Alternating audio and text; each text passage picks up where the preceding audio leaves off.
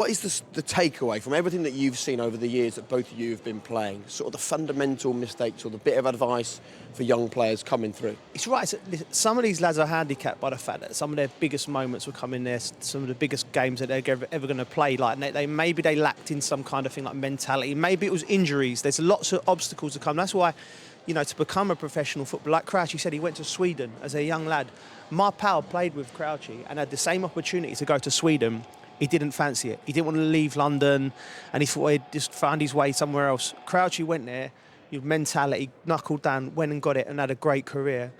And, I think with these young lads now, like Curtis and that, knuckle down, the hard work starts here. Can you develop, and can you have more of them moments? We want to be talking about him in 10, 15 years' time, where what a great servant he's been to Liverpool. He scored hundreds of goals. And it'll come down to what's between your ear holes, because it really is a mindset at that age, and some of them lads, possibly that I think they could have fell down in that department.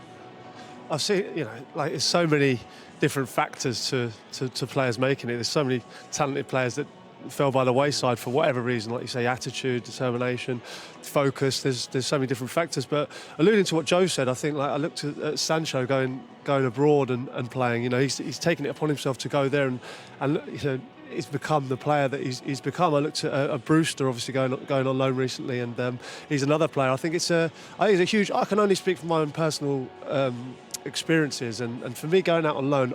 When I went out on loan, I went non-league, and it was the best thing I ever did. Even that the loan when I went to Norwich, I went there and I just started enjoying my football again. I was playing proper football rather than sitting there and playing academy football and thinking you're playing in big games. You're not. You might be playing in a London derby or a Merseyside derby. They're not real derbies. It's kids' football. I think go out there and test yourself in men's football and see how good you are. And I think you always come back full of confidence. And for me, that was the best route that I did. Do you know what? And any young player between the age of 16 20 at a club who's watching this should listen to that, because in that academy system, they sometimes, going down to the non-league, it might be sniffed at. The lessons you learn down there will put you in good stead going forward to become the player that you can become. Look at Tammy Abraham now. How many loans did he go on now, and he's becoming an England international, and he's leading the line for Chelsea. Hard, though, if you're at Chelsea, Arsenal, Man United, Liverpool, or whatever,